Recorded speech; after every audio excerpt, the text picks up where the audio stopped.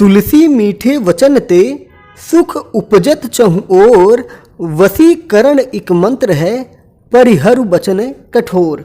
तो साथियों, तुलसीदास कहते हैं कि मधुर वाणी एक ऐसा वातावरण है, एक ऐसा सुख है, एक ऐसा सुखमय वातावरण पैदा करती है कि जिससे हर कोई आपकी ओर सम्मोहित होने लगता है।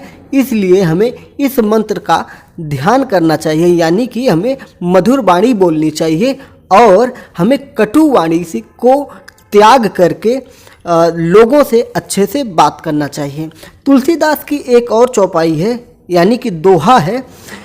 उस दोहे में और एक मज़ेदार बात कही है गई है, तुलसी भरोसे राम के निर्भय हो के सोए, अनहोनी होनी नहीं होनी हो सो होए। यानी कि तुलसीदास कहते हैं कि भगवान पर भरोसा अगर आपको है और भगवान पर आप भरोसा करते हैं तो बिना भय के, बिना किसी झंझट के आप शांति से सोइए। यानी कि जब आपके सोने का समय है शांति से सोइए, और अगर कुछ भी अनावश्यक घटना घटनी है, अगर उसको घटनी ही है तो उसको आप रोक तो पाएंगे नहीं, इसलिए उस घटना को घटने दीजिए और बेकार की चिंता छोड़कर अपने काम में अपनी लगन के साथ मस्त रहिए। यानी का इसका मतलब ये कहा जा रहा है कि आप दोनों दोहों को एक साथ जोड़ने की कोशिश कर रहा हूँ, चौपाइयों को, कि इनके कहने का मतलब है कि हमें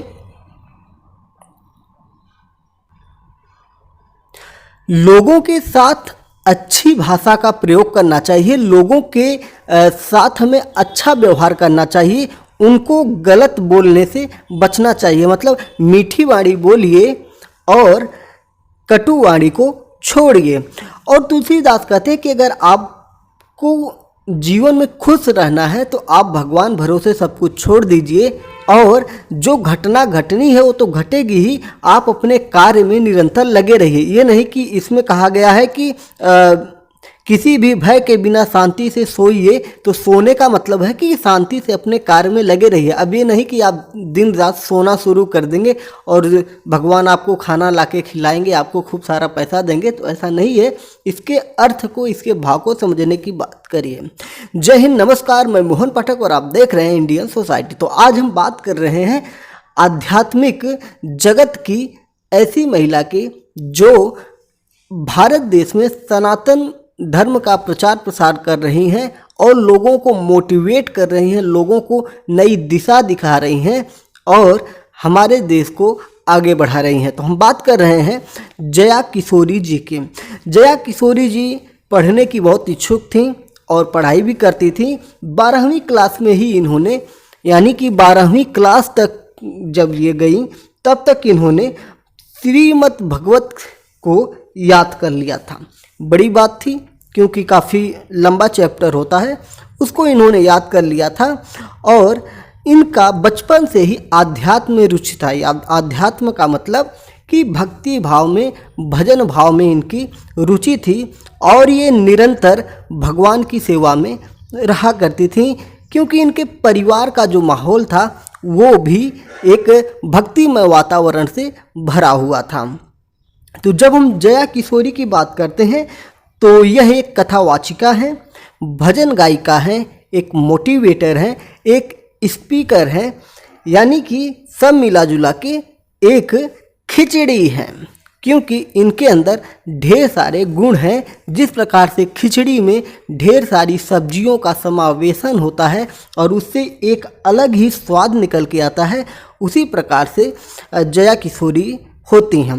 तो ये तस्वीरें आप देख रहे हैं जया किशोरी के बचपन की तस्वीरें हैं, ठीक है। ये तस्वीर आप देख रहे हैं जया किशोरी के बचपन की तो आप देख रहे हैं जया किशोरी के ये बचपन की तस्वीरें हैं। प्यारी प्यारी जया किशोरी यहाँ पे आपको दिख रही हैं। एक छोटी सी बच्ची राजस्थान के एक गांव से निकलकर देश में लोगों के दिलों में अपने लिए जगह बनाती है। ये आप देख सकते हैं कि जब ये भजन गाया करती थी तब के ये आपको फोटोज़ दिखाई दे रहे हैं, और जब ये धीरे धीरे कथा वाचन करने लगी तो उसकी तस्वीरें आपको दिखाई दे रही होंगी।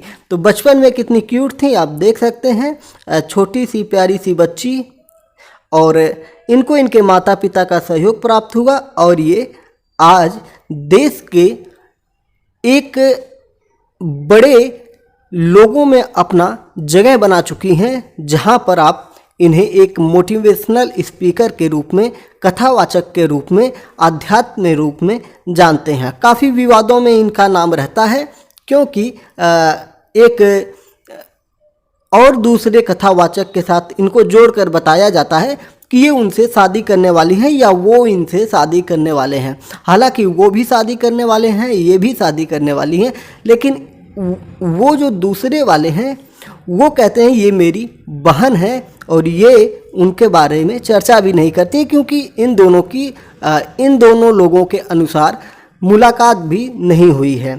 तो खैर, अफवाह फैलाने वालों की तो बात ही अलग है, उनका जीवन ही इसी से चलता है, और सही जीवन ही उनका चलता है, क्योंकि वो अफवाह फैलाते हैं, यूट्यूब पे व्यूज़ और कमेंट पाते हैं और कुछ पैसे अपनी जेब में डालते हैं। तो ऐसे भी लोग हर समाज में व्याप्त होते हैं। तो खैर, जया किशोरी की अगर शादी की बात की जाए तो ये हमेशा कहती हैं कि ये कोई साध्वी नहीं है, ये कथावाचक हैं, लोगों को अच्छी चीज़ें बताती हैं, अच्छे मार्ग पर ले जाने की कोशिश करती हैं। जो भी इनको ज्ञान प्राप्त है उस ज्ञान का ये प्रयोग करके लोगों को मोटिवेट करती हैं, एक नई दिशा दिखाने का काम करती हैं, ऐसा जया किशोरी द्वारा कहा जाता है।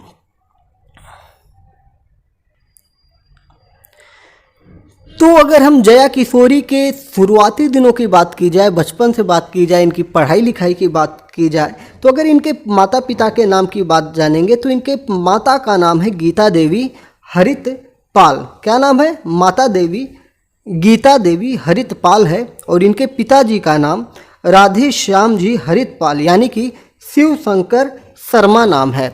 शर्मा से आप समझ गए होंगे कि ये एक ब्राह्मण परिवार की बेटी हैं, ठीक है।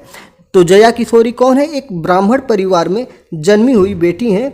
1995 ईस्वी में इनका जन्म हुआ था, 1995 में इनका जन्म हुआ था, और कहाँ पे हुआ था?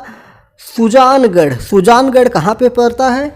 ये आपका पड़ता है राजस्थान में पड़ता है। भारत का एक राज्य है राजस्थान, जहाँ पर इनका जन्म हुआ है, सुजानगढ़ में। इनकी शिक्षा दीक्षा की अगर हम बात करेंगे तो शुरुआती शिक्षा इनकी कोलकाता में हुई थी। जन्म इनका राजस्थान में हुआ था, शुरुआती शिक्षा इनकी राजस्थान में हुई थी, और ये जब 12वीं क्लास तक पहुँची तब तक इन्हें श्रीमद् भागवत कथा याद हो चुकी थी। उसके बाद की अगर बात की जाए तो इन्होंने ओपन स्कूल, जो ओपन स्कूल होता है जहाँ पे क्लास नहीं चलती है, यानी कि आप जैसे इग्नू है आपका, ये जानते हैं ना, इग्नू इंदिरा गांधी ओपन स्कूल जो है आपका दिल्ली में है, इसी प्रकार के किसी स्कूल से इन्होंने बीकॉम यानी कि बैचलर ऑफ कॉमर्स की डिग्री इन्होंने प्राप्त की है। बैचलर ऑफ कॉमर्स क्या होते हैं? जो आपके अकाउंटेंट वगैरह बनते हैं। तो अच्छी खासी पढ़ी लिखी महिला हैं, कथावाचक हैं। फिर उसके बाद अगर हम बात करेंगे तो शादी की बात तो हमने कर ली कि शादी तो ये करेंगी। साधु की बात करें तो ये साधु नहीं है, एक कथावाचक हैं, किसी भी प्रकार से ये साध्वी नहीं है, हालांकि लोग इनको साध्वी कहते हैं। शुरुआती दौर में इन्होंने भजन गाना शुरू किया था, और भजन गाते गाते कथा का ज्ञान हुआ था, तो कथा का ज्ञान भी लोगों में बांटना शुरू की, और आज के समय में ये इनका अपना खुद का यूट्यूब चैनल है। बड़े बड़े सेमिनार्स में ये अटेंड करती हैं और लोगों को मोटिवेट करती हैं। ये सारी चीज़ें जया किशोरी के बारे में आपने देखें।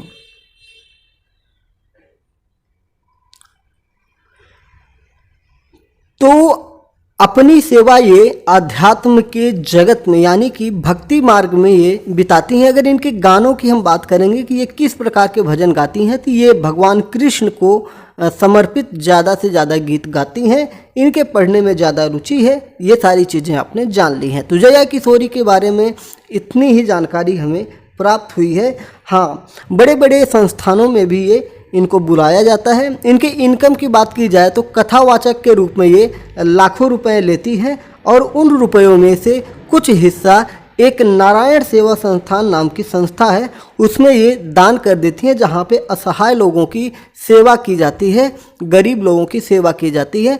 तो ये अपने इनकम का कुछ जो भाग है ये दान कर देती हैं, ऐसा इनके बारे में प्राप्त हुआ है। तो ये थी जया किशोरी कथावाचिका, जो कि भारत ही नहीं दुनिया में सनातन धर्म का प्रचार प्रसार करती हैं। और एक बात बताएं इनके बारे में, तो मृदुभाषी हैं, बहुत ही अच्छी इनकी वाणी है। आप जब भी इनके बारे में सुनेंगे या इनको सुनेंगे तो आप स्किप नहीं कर पाएंगे। आप एक बार जाइए, इनके प्रवचन वगैरह सुनिए, इनके मोटिवेशनल स्पीच सुनिए, तो आपके जीवन में कुछ ना कुछ ज़रूर बदलाव होगा। मेरी तो ये सोच है कि मैं ये सीरीज क्यों चला रहा हूँ, ये सीरीज इसलिए चला रहा हूँ कि जो भी युवा साथी हमारे साथ जुड़े, आप देख रहे होंगे कि जो युवा सेक्शन हमने प्ले लिस्ट में बनाया है, इसमें ज़्यादातर युवाओं को ही हमने जोड़ा है या ऐसे लोगों को जोड़ा है जो कहीं ना कहीं अपने दम पर, अपनी मेहनत से, अपने कला, अपनी प्रतिभा, अपने ज्ञान के दम पर आगे बढ़े हैं, उन्हीं को हमने जोड़ा है।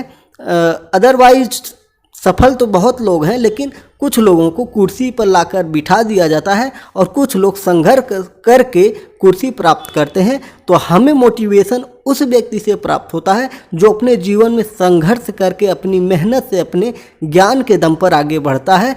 वही हमें मोटिवेट कर सकता है। हमें वो व्यक्ति मोटिवेट नहीं कर सकता है जो जिसको पैतृक सत्ता प्राप्त हुई है, वो हमें मोटिवेट कभी नहीं कर सकता है। जैसे अगर हम मोटिवेशन की बात करेंगे तो जो फिल्म स्टार्स होते हैं उनके लिए मोटिवेशन अमिताभ बच्चन जी हो सकते हैं, लेकिन उनके लिए अभिषेक बच्चन मोटिवेशन नहीं दे पाएंगे, क्योंकि अभिषेक बच्चन तो एक प्रायोजित तरीके से उन्हें फिल्म इंडस्ट्री में उनके पिता द्वारा लॉन्च कर दिया गया है। उन्होंने उसके लिए खास मेहनत नहीं की है और इसीलिए शायद वो आज अभिनय जगत में सफल भी नहीं हो पाए हैं।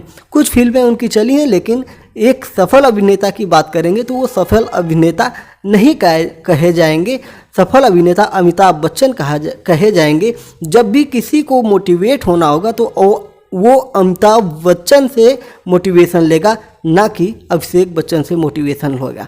इसी प्रकार से अगर हम बात करेंगे तो अंबानी परिवार की बात करेंगे तो धीरू भाई अंबानी से लोग प्रेरित होंगे, उनसे मोटिवेट होंगे।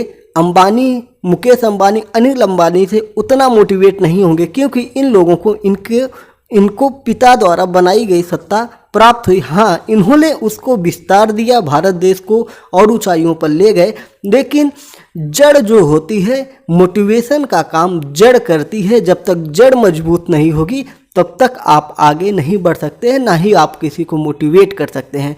तो पहले आप जड़ को तैयार करिए, पेड़ धीरे धीरे धीरे धीरे अपने आप बड़ा हो जाएगा। तो चलिए फिर मिलते हैं किसी और एक मोटिवेशन वीडियो के साथ।